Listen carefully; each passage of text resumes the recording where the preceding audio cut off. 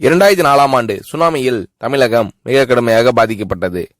2004இல் சுனாமியில் தமிழகத்தில் மட்டும் 6065 பேர் இறந்தார்கள். 88 கிராமங்கள் நிலைகுலைந்து அழிந்து போனது.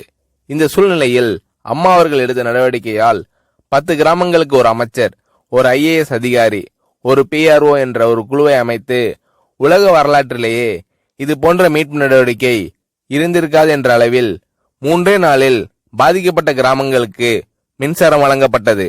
குடிநீர் வசதி செய்து தரப்பட்டது. இந்த மின்னல் வேக நடவடிக்கையால் அப்போதிருந்த இந்திய ஜனாதிபதி அப்துல் கலாம் மற்றும் அமெரிக்காவின் முன்னாள் அதிபர் கிளின்டன் ஆகியோரின் பாராட்டுகளை அம்மாவின் அரசு பெற்றது.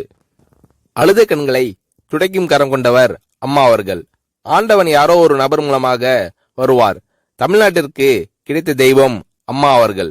சுனாமியில் பாதிக்கப்பட்டவர்களில் 40 பேருக்கு 2 குழந்தைகளும் சுனாமியில் இறந்து விடுகிறது.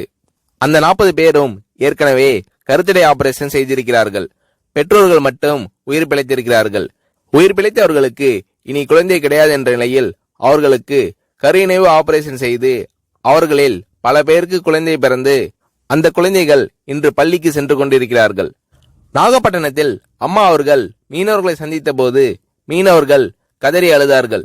அவர்களிடம் அம்மா அவர்கள், நான் இருக்கிறேன், நீங்கள் கவலைப்படாதீர்கள், இழந்து போன உயிரை தவிர மீதி அனைத்தையும் நான் உங்களுக்கு தருவேன் என்று அவர்களுக்கு தேவையான அனைத்து உதவிகளையும் செய்து தந்தார் அம்மா அவர்கள்.